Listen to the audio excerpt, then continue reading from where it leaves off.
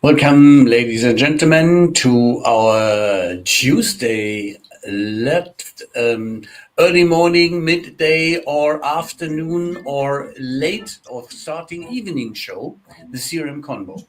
We are pleased to have two of our most famous AI-driven speakers, not AI-driven, but on the topic of AI-driven speakers, Dr. Mike Wu and Jon Reed, today with us again.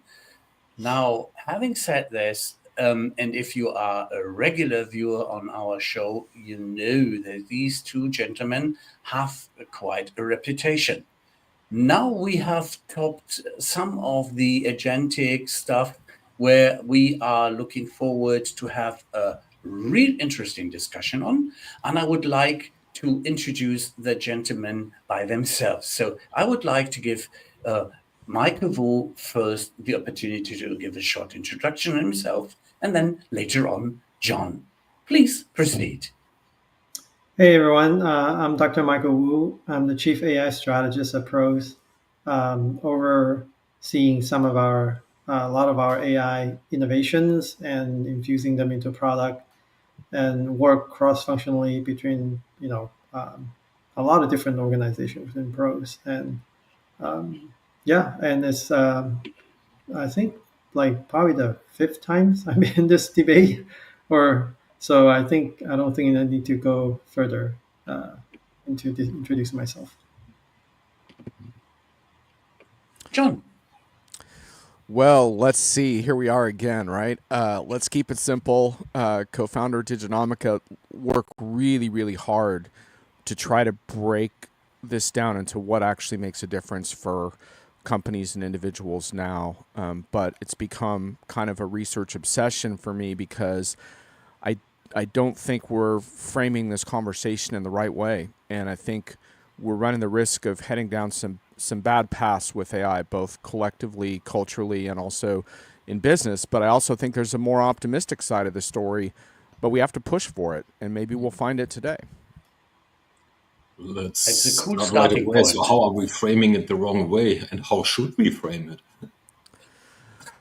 Well, okay. I think part of it is recognizing that this conversation about AI takes place in a pretty toxic media environment that is really about virality, not about getting to the heart of what matters to people. And so everything becomes sensationalized and divisive, and it's very hard. I feel really bad for leadership teams and project managers and even practitioners to try to keep up and figure out what's really useful and what's not. And one of the biggest objections that I have, I don't want to take up the whole debate with all of this, but is this passive idea that AI is this out of control train that's either going to make our life really great or really bad or whatever, but that we have no input or autonomy in this at all. And that's absolutely ridiculous. We do have autonomy. We have autonomy in how we use these tools. We should be speaking out against the abuses of this technology when it's not used right. And we should not put our faith in those that treat this like a religion in these big AI companies, because it's not a religion. It's a tool that maybe can help us live better. And I understand some of the doomsday scenarios and why they get exciting and interesting, but I just don't think these conversations are really very well framed. That's all. Okay. Totally Thanks. agree. What? Yeah, perhaps this is a good kind of segue to talk about some of the expectations and failure, because I do think that there is a sense, a kind of a perspective that why the conversation is framed that way, because the reality is that these AI innovation is happening at such a fast pace that literally faster than anything I've certainly faster than anything I've seen in my career, even though I haven't been in the industry that long. I've been in academia before, but it's so fast that companies and enterprise just simply cannot adapt. It's a and I would also venture to say that for a lot of these companies who are building these AI, right? I'm not sure if they care. Company can adopt, or they just.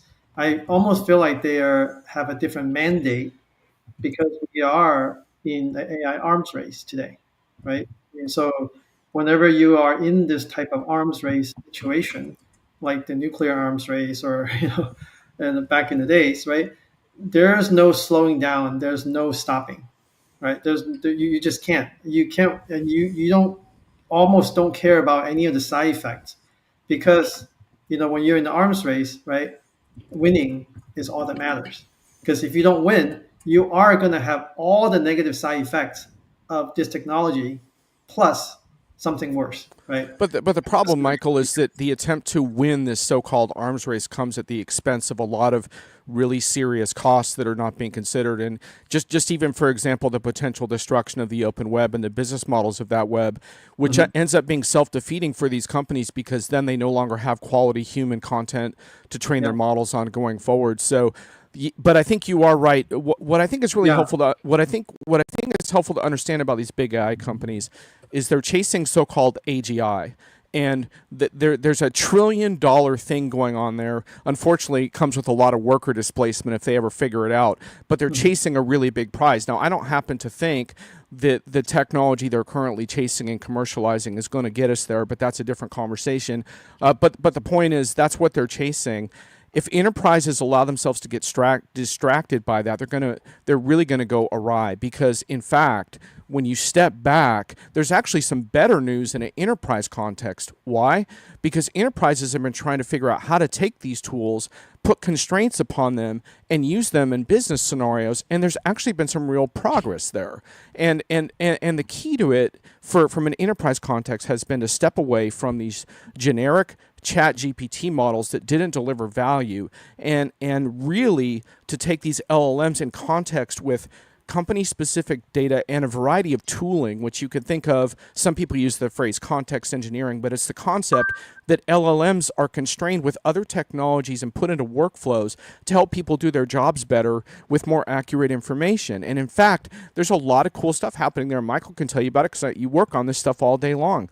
But it's totally different than freelancing on a chat GPT system and getting therapy from a so-called therapist bot that claims it has credentials when it doesn't, and all of that stuff. It's about getting work done in a more precise way. And I would say that's actually more significant than the agent technology itself, because the agent technology relies on the same thing. So when you have an LLM-based agent, for example, if you design it properly, it calls a bunch of tools that verify its output based on your company or mathematical rules it needs to follow or new information from a market signal that it needs to incorporate in its decision making.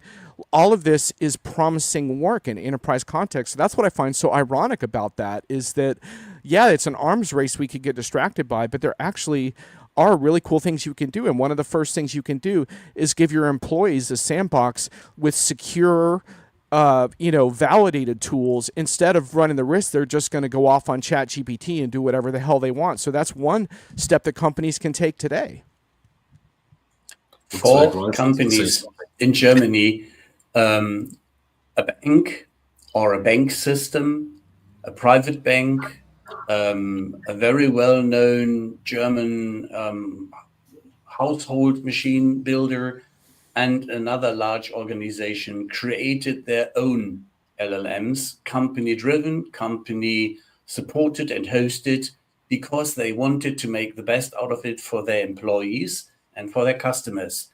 So they did these four laggards, because they cannot be as fast as the other public hosted systems, but they get their benefits on, and very focused in the way of educated the people, educated the employees, and looked for fast wins to the benefit of their customers. Back to you, Jon or Michael. Yeah, I think there's nothing wrong with that. I think every company should strive to make the best with this technology, right? I think in some way we are left to deal with the technology ourselves, right? I mean, and actually, in fact, I think every company besides the frontier model developer, like the Googles, the Meta, the OpenAIs and Anthropics of the world, right? So they have, like I said, they have a different mandate, right? They need to get to AGI before our adversary do, right? So they, will just go as fast and as, innovate as quickly as they can. If they do, benefit the society or make some money along the way, that's great. But even if they don't, that's not the real mandate. That I think the country, the United States is actually mandating them to get to AGI before anyone else. So I think that's I totally question that mandate. I totally disagree with that. okay. Go I ahead. totally disagree with that. I mean, and Meta's already open sourced those models. That's already happened. China has those tools. We've already seen that.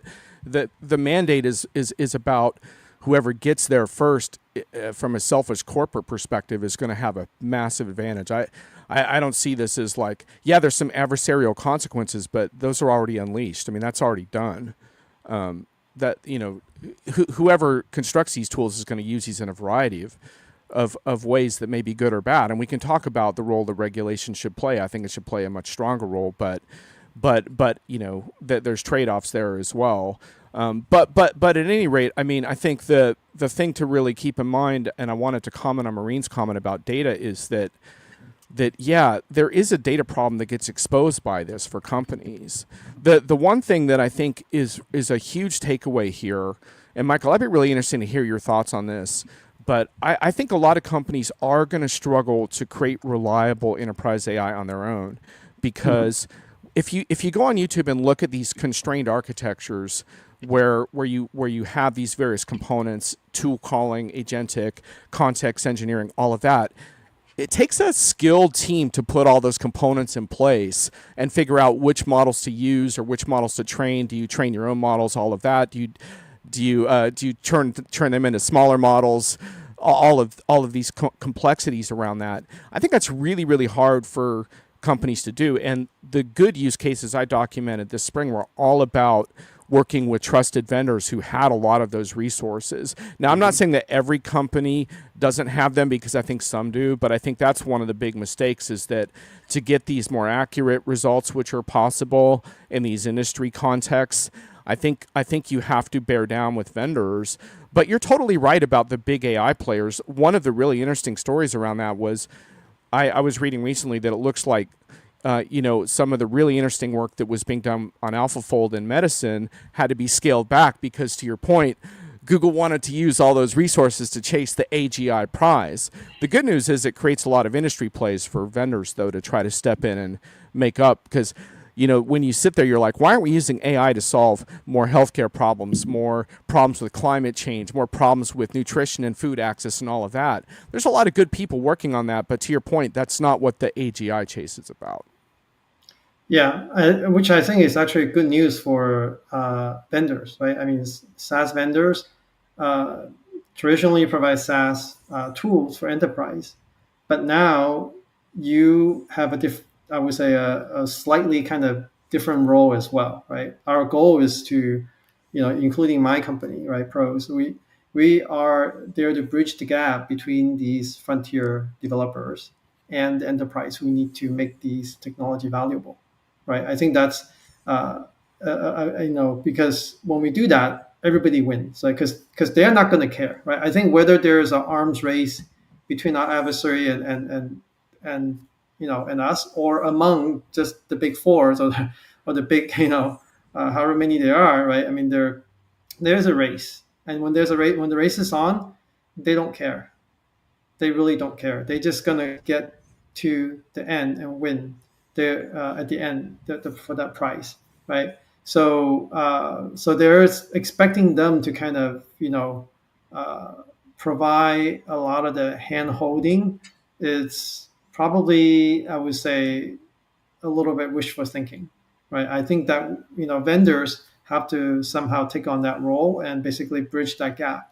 And I think it's a good, actually very good place for vendors to, very good time and very good place for the vendor to actually take on that role and bridge and make sure that these technology do provide value. And I think that it can be, because as you said before, right, there's these language model, right? A lot of I mean, you've seen from the reports, right? There's lots of fail kind of projects involving these language model, right? Especially when it comes to agentic type of project, and largely is still due to the complexity of the enterprise, right? I mean, and the language model is not trained on those data because enterprise data is not public, so they don't have a context or understanding of how enterprise should work and how enterprise technology should be connected to each other. They don't have all those context, so we have to kind of show them, right?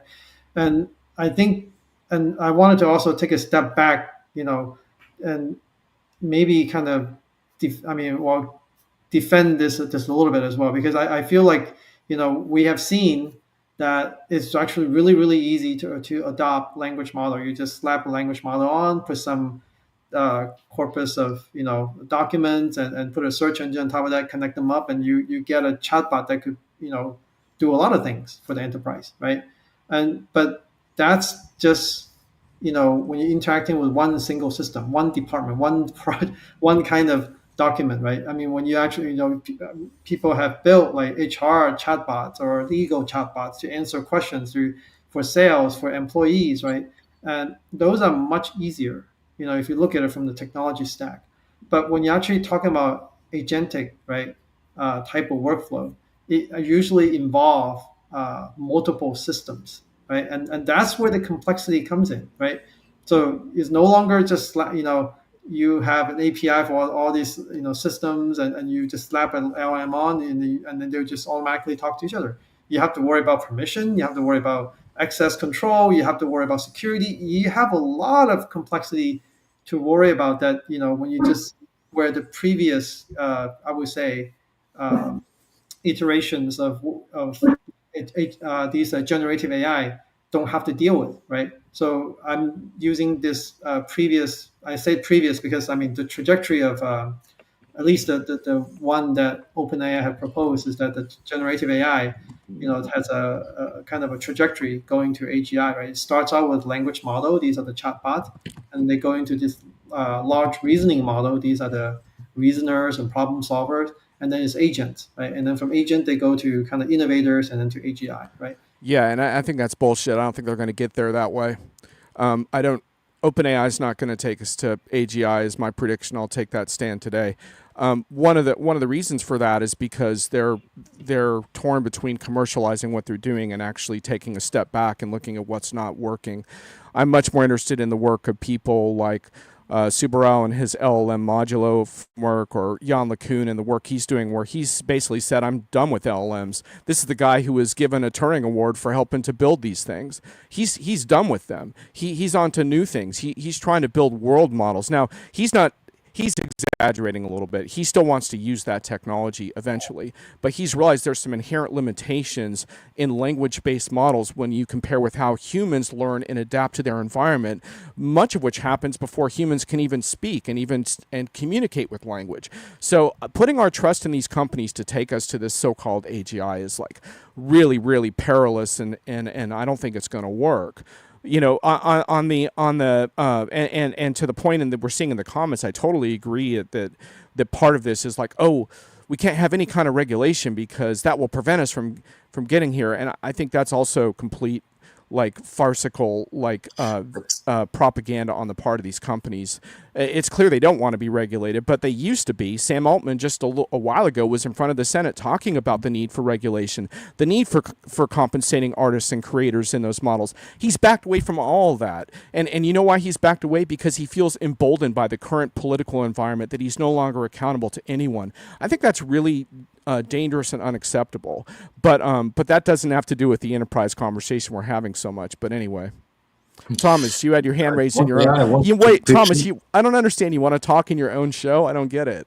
Well, you guys are just too good.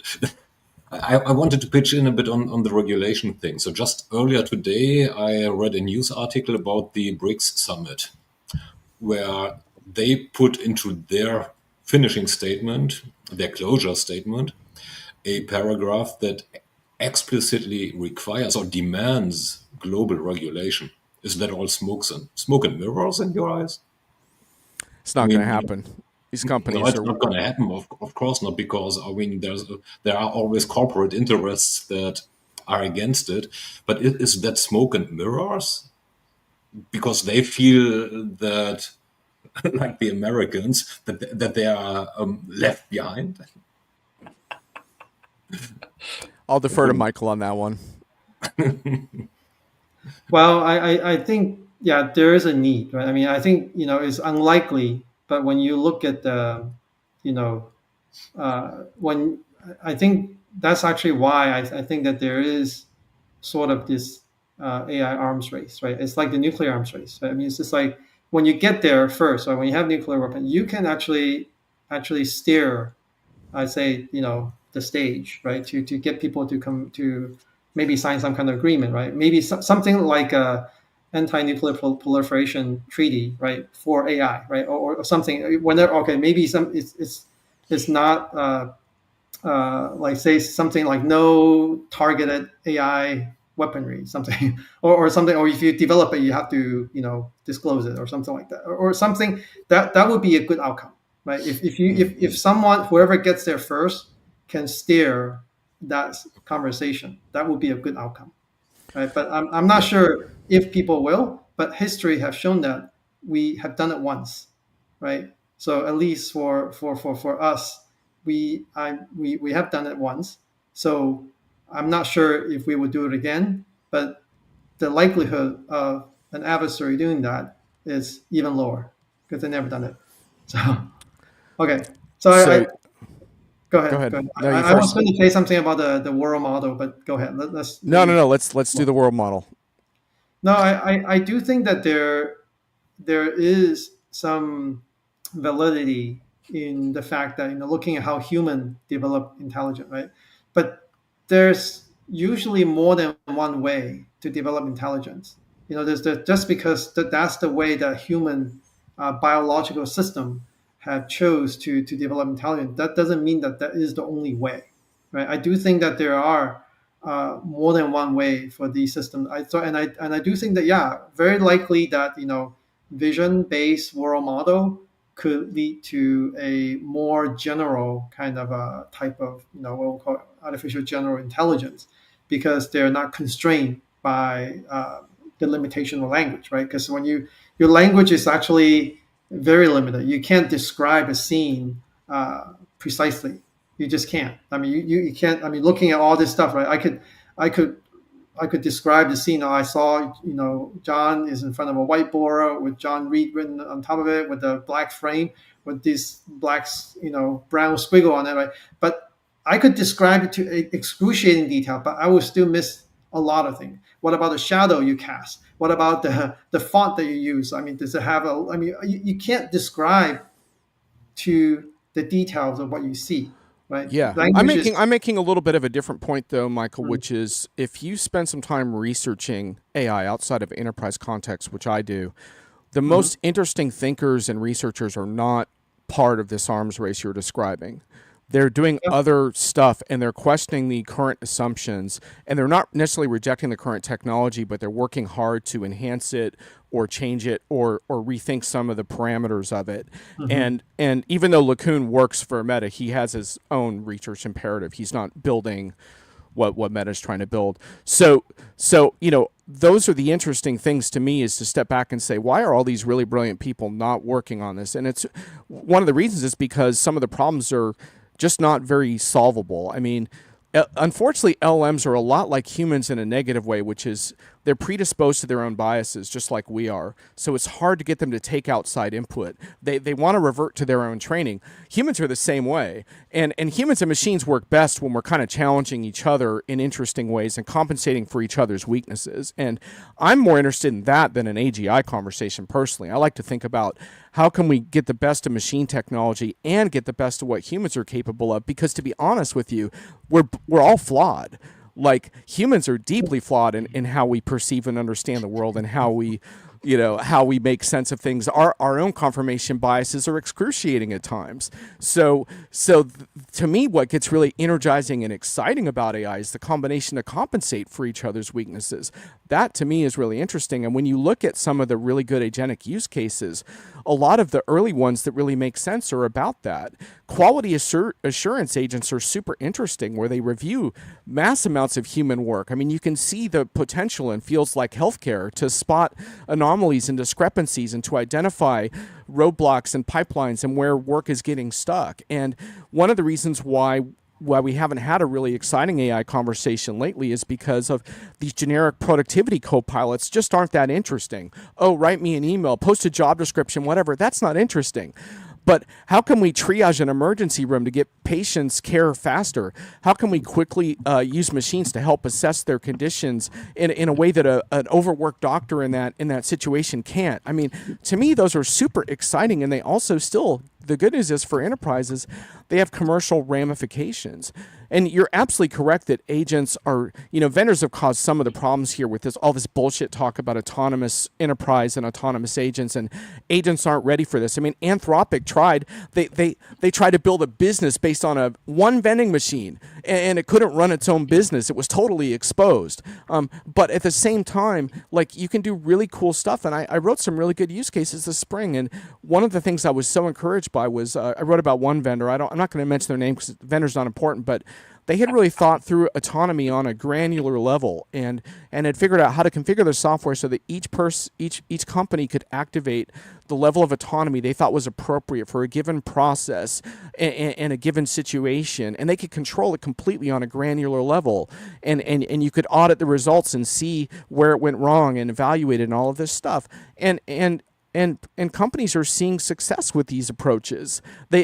And Marine was saying, oh, it's a mess with data and stuff in the chat. Mm-hmm. And I totally agree in general, but Marine, the thing is that some companies have cleaned up their data, because if you, not entirely, of course, but if you go through the discipline, for example, of a modern SaaS environment, whether it's like something for CRM or something for, supply chain or whatever, the data inside of that system is now more ready to be consumed by AI systems. And AI systems are also, these agentic systems are really good at incorporating unstructured data as well. Now, it does take some work to get that into a knowledge graph framework and all of that. But I don't think these data problems are insurmountable. I'd love to talk with Michael more about this, but I think what's more important is to start with a smaller project that is more modest in scope, put aside the whole AI revolution fervor talk, and just build a simple success story and go from there. It's not that hard. Which brings us, sort of, sorry if I interfere, Michael, but which brings us a bit to the premise of the whole discussion, which is how the freak can we make these systems, or can these systems be made successful? So you gave a few pointers right now, and what we have seen in various studies, scientific studies, not vendor studies, is, well, they don't deliver. Yeah. So... Well, okay. So real quick, Thomas, we're getting in trouble with multi-agent workflows. Yes, that's where it's breaking down right now. But for more simple agentic workflows, where the agent, for example, needs to review a bunch of accounts payable notices and consolidate those and post those are actually working, and you can get into the 90 to 99% accuracy level in those areas. Now, is that appropriate for all companies in all situations and all use cases and all regulatory environments? No, but it is good enough in a lot of them, and that's where I push back on some people that that are like, oh, that's not good enough. It actually is good enough for a lot of cases. Like, I just documented a support case, and what they did is they said, we're getting all these cancellation requests, half a million a year. What do we do with this? Our people are overwhelmed by that. And so they found a way to use agents to route and handle the vast majority of that and to escalate with humans. And the thing I loved about the case study was, okay, they didn't go in and say, oh, agents are going to change the world and all of this. They said, how can we make the customer experience just a little better and build from there? And that's what these studies you're talking about aren't looking at. They're not looking at the small things that actually do work. They're looking at more of these complex multi-agent scenarios. And you're right, study after study has indicated those aren't reliable enough yet. Now, granted, there is some good news with standards like A2A and MCP and stuff like that I think are going to help there, but that's still evolving. Michael, over to you. Yeah, a couple of things. I think one is the data issue, right? I think you know, I think people are too caught up with the data issue. I think the best way to move forward is to, don't think that, you need like perfect data to get this started, right? You have a decent process, right? And the thing is to focus on is just to automate those repetitive process that has high value and is necessary, right? I mean, some stuff, like I said, like example that you give, right? Some people canceling account, right? You just have to deal with that. I mean, that just is still important, right? I mean, you just cannot ignore them, right? Every time you say cancel account, you hang them up, right? That's not a good, customer Exactly. experience, right? So you have to deal with that. So but you don't want nobody wants to deal with that because that's kind of uh, you know it's repetitive. It's but so and these are the perfect use cases for these AI agent to automate, right? And to some extent, right, I do wanted to caution a little bit, right? A lot of the things that actually do work, they're not leveraging the true agent's capability. They're simply just automation. I think, and that's okay. I think for in the industry, a lot of things start with automation, right? You start automating it, and then you still have a human in the loop to either kick it off or the automation or some other processy to kick it off, right? And you once you see enough of those cases, then you can say, okay, now I either take the human out of the loop or make it completely autonomous, right? So yeah, I think for a lot of the workflow in the industry, because we companies are inherently kind of just risk aversive, right? They constructed the workflow in such a way that very few mistakes is going to be made, right? So I think it's actually relatively safe to just automate those processes. And you don't have to. You're not leveraging the intelligence of the agent to actually make decisions on two really difficult choices, right? Because those you should just let humans do it, right? And besides, we don't, all these framework, right? Whether it's ADA or MCP, right? They're just if when you have AI collaborating with another AI, right? When a mistake is made, or this bad decision is made, like who's accountable, who's you don't have all this kind of process created yet, right? So it's still best to just let human take those over. And when you have these complex uh, integration between the process, right? So that said, I would say like just move forward with your processes, right? And then in the you'd be surprised, because these AIs are so much more efficient than human, right? They can actually generate a lot more data in the same time frame. So maybe just a few months or a year or you could generate probably all the data that you generated in the last like 5 years. And then you can actually go back and think, okay, now look, I know what good data look like. I can actually then go back and fix the bad data, right? Or even you don't have to fix it so too obsessed with fixing the bad data right at the beginning, right? If you have a good process, robust process, that's relatively low risk, just do automation. That efficiency will drive the creation, drive customer experience improvement, and creation of new, fresh, good data from now on. And then you can use those retrospectively to correct bad data.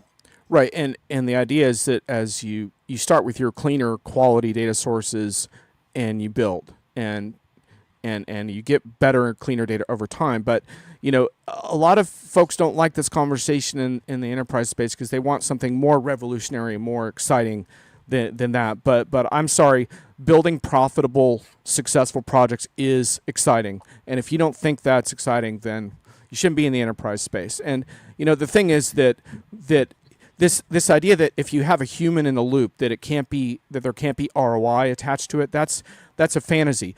Now, granted, shareholders are salivating over autonomy because shareholders hate seeing humans on the balance sheet. They like to see as few humans as possible.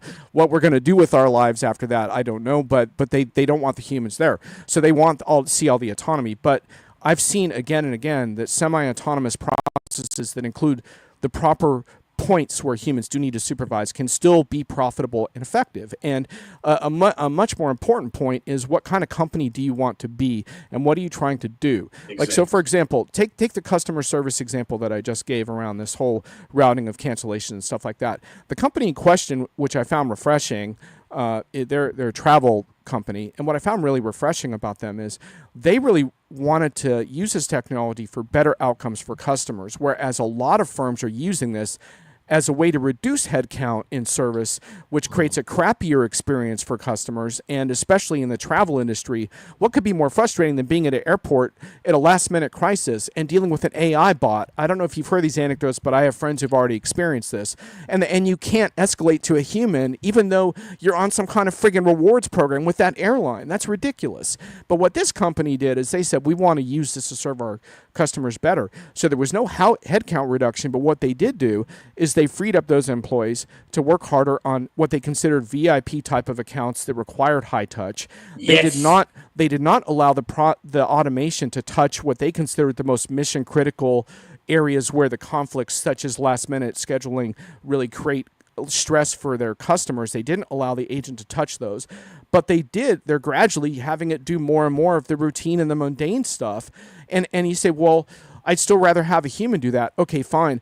But your call center closes on the weekends. So, or it closes at 8 p.m. So there's an obvious need to resolve some of these things outside the context of what your humans can provide. And I think a lot of people would settle for resolution of a lot of account issues by a smart bot, not a shitty dumb bot, but a smart bot at 12 midnight before you're traveling. So let's bring it on. But it all comes down to, what are you trying to do? Are you trying to serve your customers better and excel in your industry? Or are you just trying to reduce headcount and get your quarterlies down for operational efficiency? And the more you look at this from a strict operational efficiency framework, the more it actually falls apart.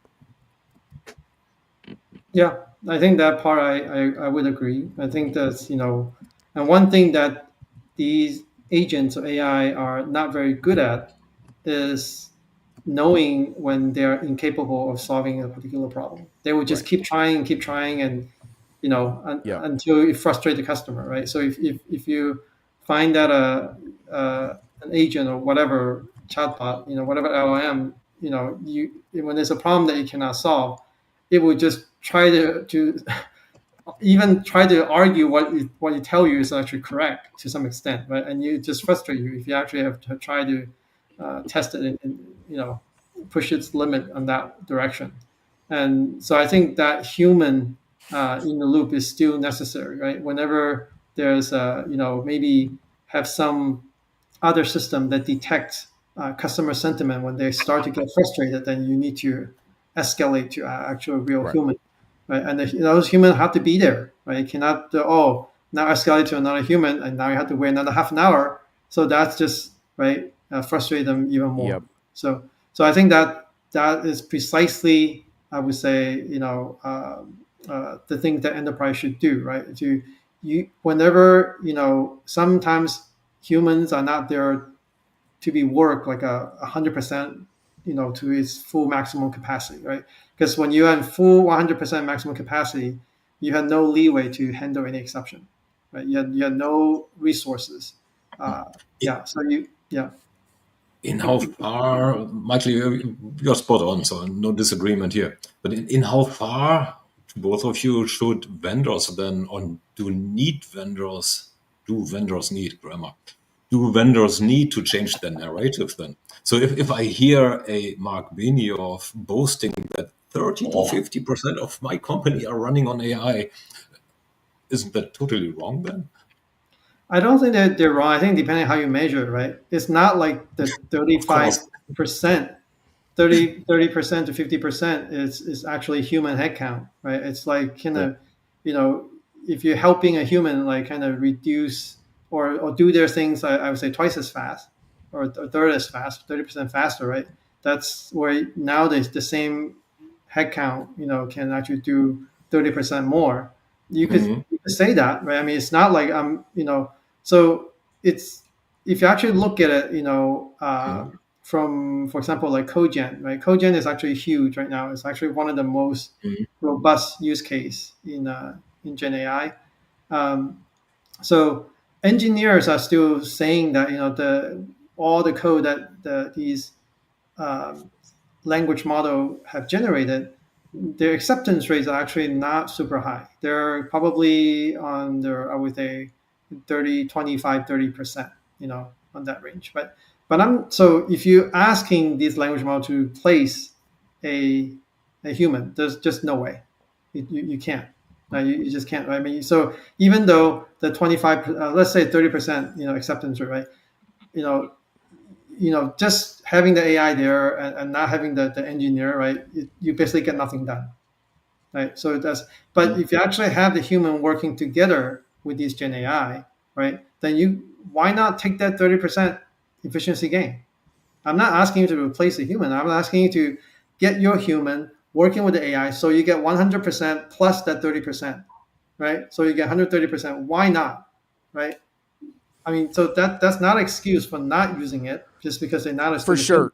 For Yeah. sure. The problem that companies run into, though, is there's this whole, they get into trouble with these AI first mandates where they impose these things on workers. And frankly, if this stuff was so great, you wouldn't have to impose it. And the thing is that when I study the cogen example, I'm encouraged by it, but only when the developer has control over which tools they're going to use and to which extent, because developers ultimately should be judged by performance and how good they do their jobs, not by how many AI tools they're using in the course of their work. It should be up to them, like which tools help them the most. And like you said, they almost always help, but they're not complete. They help them do their job better. But being a software engineer is so much more than just cranking out code. So to put the whole skill set together is really what matters. I mean, I want to get back a little bit into that data conversation because Maureen's pushing back a little bit in the chat there, and I do think that quality data is important for these tools. I would caution, however, that don't believe the vendor hype that if you have data quality that everything is perfect, because vendors always say that, and then I get into their engineering teams and get them to admit that sometimes the LLM just does what it wants to do and doesn't refer to the great tools and the great data, and it does its own thing. So data doesn't solve all your AI problems, but in an enterprise context, you have to have the right data, and a lot of it does have to be quality, or at least it has to be put in a repository that the AI can access in an optimized way. But the point that I'm trying to make, Maureen, is that you can do that in a gradual way and build momentum. I think that's the important point, is that pick an area where you do have some data discipline already and build on that over time. What it does is it provokes a data conversation we should have been having 5 years ago, 10 years ago. And the thing is, we're having it now. And, you could say yay AI or boo AI, but AI has forced this conversation about data. So let's have the conversation, but realize that your board expects results. So you can't come and say, well, we're in a multi-year data cleansing initiative. No one's going to accept that anymore. So you have to figure out how to do it in such a way that you get some wins. And what I'm saying is that in general, you're going to need software vendors to help you get those initial wins, because the current architectures with the RAG-based context and all the engineering you need to do on these models and how quickly these models are changing, very few companies, I think, are going to build successful systems on their own. Now, granted, if you have a massive data science team and all of that, then it's different. Yeah. And by the way, I don't put Maureen's comment up because that would take most of the screen. Yeah, we wouldn't be able to see each other. But if Michael wants to comment on it, I think it'd be good. But no, I think that's right. I mean, I think I'm not saying that data is not good data is not needed. I think don't go over obsessed with it, because data is never clean. Data is never 100% perfect. You're always going to have some data problem, and I think that the key thing is to get it to something that's good enough, right? So you actually can your language model actually have some intelligence. It can actually even though data is actually not perfect, it can actually fill in some of those things. It may not be what you wanted, what you expected, but you don't need a perfect data to start some of these use cases that we talk about, just automation, right? We're not leveraging the agent's kind of intelligence, their internal intelligence, to make complex decisions, right? We're simply automating something that's well established, right? And that's actually much easier. And you actually don't need perfect data to get that started. Yeah. Yeah, and don't forget though that there's a whole decision support and improved decision making aspect of this too, and data can play a role in that also. I did a use case on a boardroom case study of using a generative AI bot in the boardroom to help provide input on decision making at that level, and it was really quite interesting. It did not work out of the box. It required some adult supervision from a pretty smart facilitator. But the point is that what was really cool about that example was the ability to quickly generate different scenarios and most importantly to challenge the human thinking in the room, because a lot of cultures and organizations have a way of getting a little bit calcified, and the machine, to my earlier point, doesn't care about your politics or your feelings or who am I going to offend in this room when I broach this topic. And I think that's a really skillful use of these tools. And when you think about decision making, also you think about variety of data, not just where is our quality data internally, but how could we better combine it with external data sources to make better decisions. And there's some really intriguing external data sets that are vitally important to companies, and it depends on the industry which ones are most important, whether it's weather data or financial market data or whatever it is. But you can see how intriguing it is to interact with a system like that in a really intuitive way and ask it questions and get up-to-date answers. But if it's not sourcing the right data, then you're getting an incomplete answer and you're going to get frustrated pretty quickly.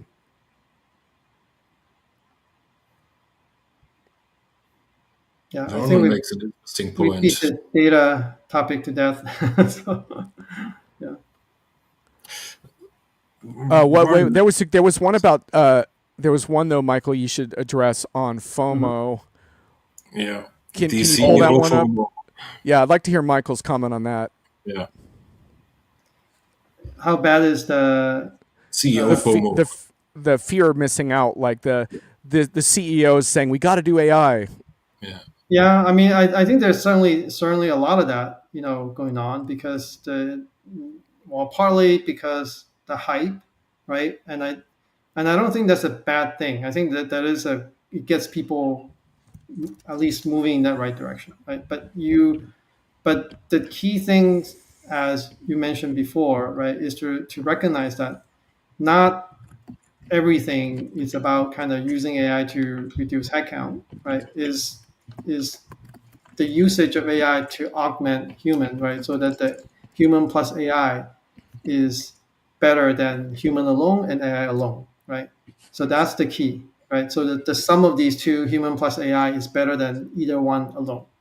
I think that's where they need to focus on thinking about that. What use cases, within their enterprise would allow them to do this, right? So they're not missing out. I don't think they're missing out if they think about that, right? I mean, they're using it and they don't have to, I would say, build or train their a completely new language model to address that, right? I mean, you could do that, in fact, fairly economically, without too much work. I mean, there are actually a lot of things, a lot of tools out there to get you started. I mean, they're not like perfect tools, right? I mean, you could use LangChain, LangFlow type of thing, right, where you could just do this visual programming. It doesn't require any coding. Just work out the data flow and the automation path, and then you're done, right? They're not like perfect, right? They have their challenges, right? But if you are in a secure environment, where you don't rely on those platforms themselves for security vulnerability, right? Then you can still use it, to create a lot of automation that makes your company run more efficiently and effectively. So, yeah. Efficiency. This is one of the other topics. You have efficiency on one hand, and let's call it adherence to rules on the other side, which in discussions often seem to be on different ends of the same scale. So either you're efficient or you adhere to rules. Is that the case, or is that another misconception? I think that's a misconception. I think that is the case if you use humans, because humans are not very good with rules, right? Mhm. I mean, we wanted to do things the way we want it, and that's So very often when you comes down to a human, if I have to go through all these rules, all these processes, and check every box before I could do Mhm. something, Mhm. it's going to be less efficient. But that's not the case with these agentic workflow, right? You can actually go in. It could take a fraction of a second to check all these, to check one of the boxes, and then you can be uh, you know extremely efficient, but also extremely compliant, right? Because it's just so fast and so efficient. So I think Yeah, that's yeah. LLMs aren't that great at following rules either, but there's some really interesting architectures emerging that combine some rules-based flow with letting the LLM make certain decisions. Mhm. But I wanted to comment just quickly on this whole AI CEO FOMO thing because I think it's a fascinating thing that it gets back to my original comment on taking some responsibility for your own AI future instead of just waiting for the wonderful or terrible things to happen. And from a leadership context, I strongly suggest the leadership teams focus on how are we going to compete first and foremost in our industry going forward. How is our industry changing? So many business models are changing around, combination of service and product and how do we serve our customers better? How do we navigate volatile supply chains? How do we deal with complex geopolitical circumstances? All of that stuff should happen first ahead of any technology.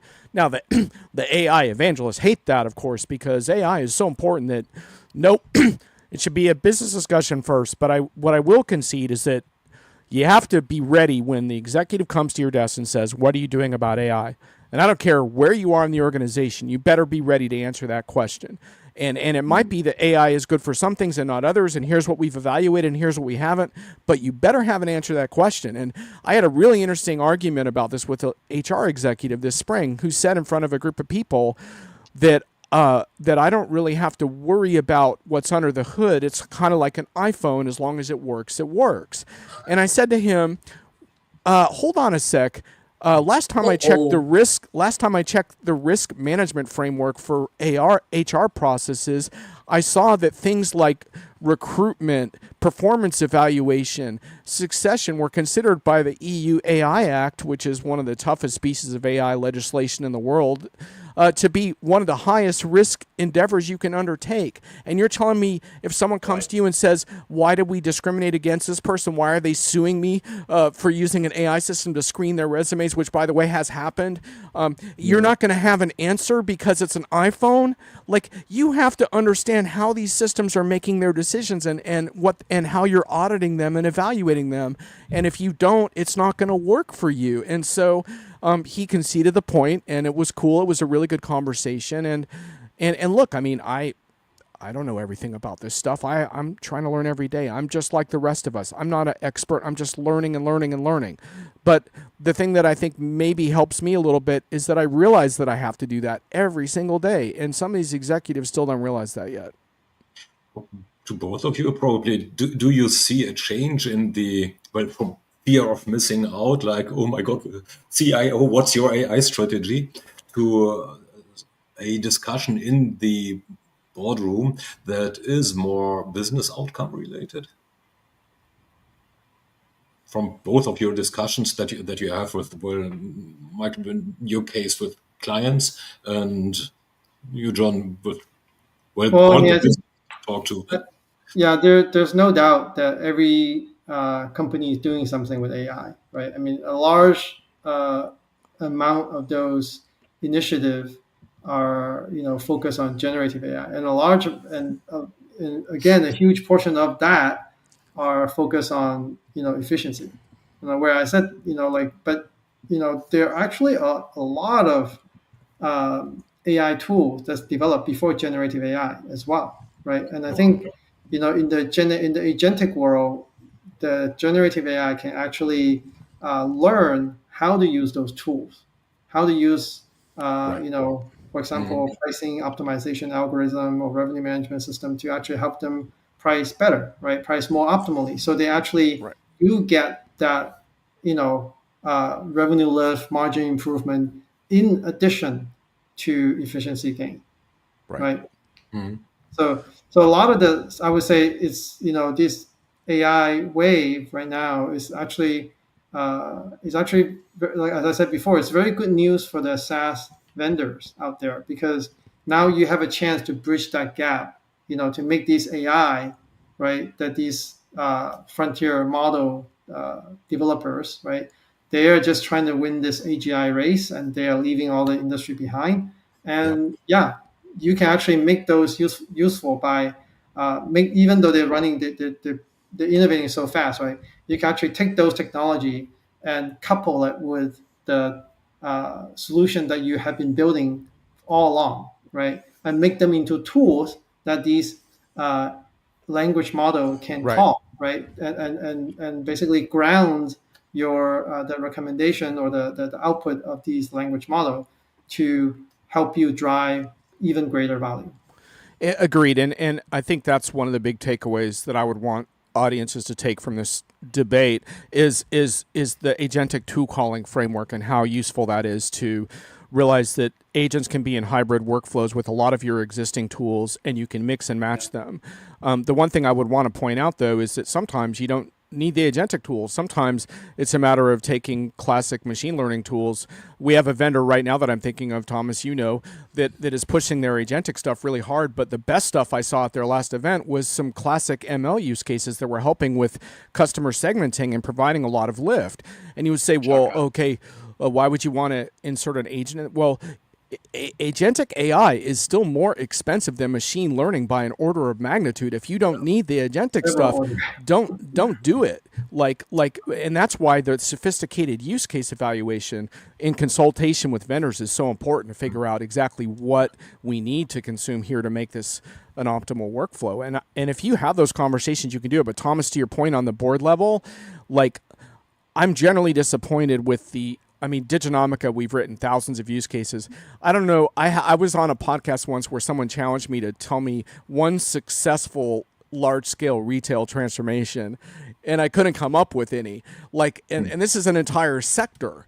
And obviously, Walmart and Amazon don't count, right? But everybody else, right? And you could poke holes in Walmart and Amazon from a number of directions too. But I came up with Target, which a few years ago was doing better, but now Target has a whole host of problems, and they have all these inventory issues they haven't solved and all this stuff. So large-scale transformations and the will to do them are really, really hard. But I will say that sometimes you run into smaller companies that have a smaller, less elaborate footprint and a clear set of values and a clear scope. And those can be some of the most energizing conversations, which is like that travel one I referred to, where they weren't worried about what the shareholders would think. They were worried about how do we best serve our customers. But unfortunately, I don't hear that talk too much. But Michael's right that regardless of where the company's at, they're having an AI conversation. The problem is, I worry sometimes it's gonna have a bad result for either employees or customers or everybody, because the AI, it's a powerful tool. And even when it comes up short, you can use it as an excuse to fire a bunch of people, which, by the way, we often see that some of those people are quietly rehired on a contract basis. So anyway. Yeah, I want to say a couple of things about this, firing and people just because you have AI to automate some of these. Even with the advanced AI, even in the cases where company is able to leverage agentic AI to automate a lot of stuff, right? And a human can manage a team of AI, right, to do a lot of work, right? So how many AI do you think a human can manage? Is that 5? Is that 10? Can it be 100? Can it be 1,000? There's a limit, right? There's a limit of how many AI agent that even if you think about human managing an AI, managing another AI, a set of AI, right? There's hierarchical. There is a limit of how many total agent that a human can manage, right? Right now, companies don't need that many employees because they're trying to recalibrate what is the maximum output of an employee with the help of AI. Remember I said before, it used to be 100%. Now with AI, I'm 130%, right? Or maybe with agentic AI is 150 or 200 or 300, right? So whatever that is, right, they're going to recalibrate that, right? So once that gets recalibrated, right, that means everyone will be using this AI in a similar way, right? Everybody will be adopting.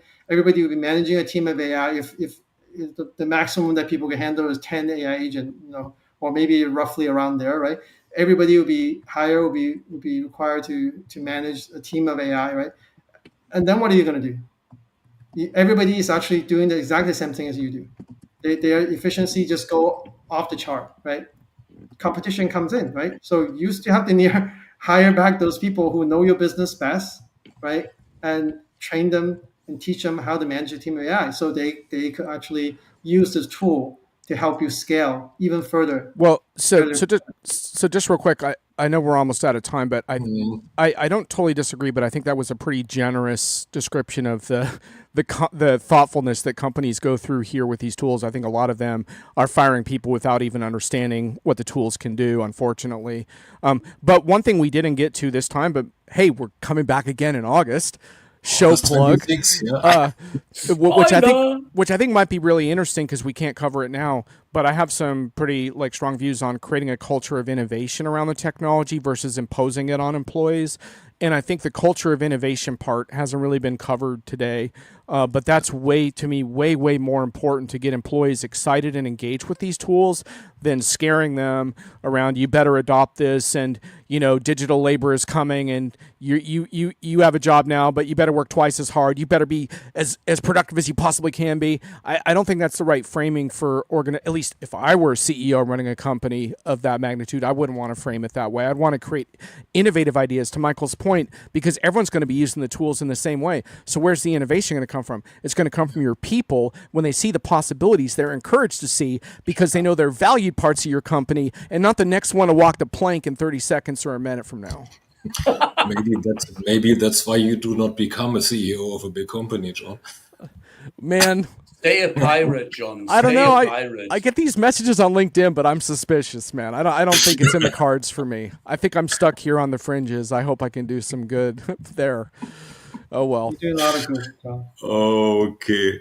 Thanks for all the commenters. There were some really great comments. And by the way, they didn't all go on the screen, but I think we covered a lot of the topics we were reading. We covered them pretty much all, yeah. So minus the one that came from Twitch, and that's obviously a troll.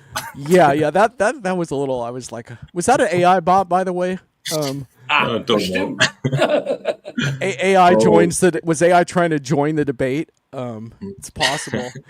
Yeah. Awesome. Okay, so thanks a lot to you guys, and thanks a lot to whoever contributed there. There are too many to name, actually.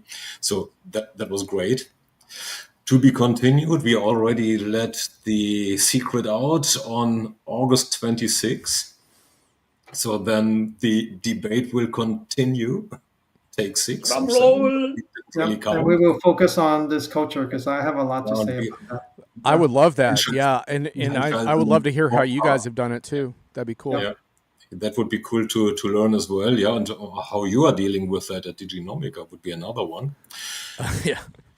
In between, next week, we'll do something a bit more mundane. So we are talking with Martin Schneider of Constellation Research. My God, I need more coffee. About, generic CRM/CX industry update. How is industry doing with or without AI? So it's not yet planned out, but we'll find out how that will work. Till then, thanks a lot to everybody, and we'll go backstage now. Stay safe. Bye.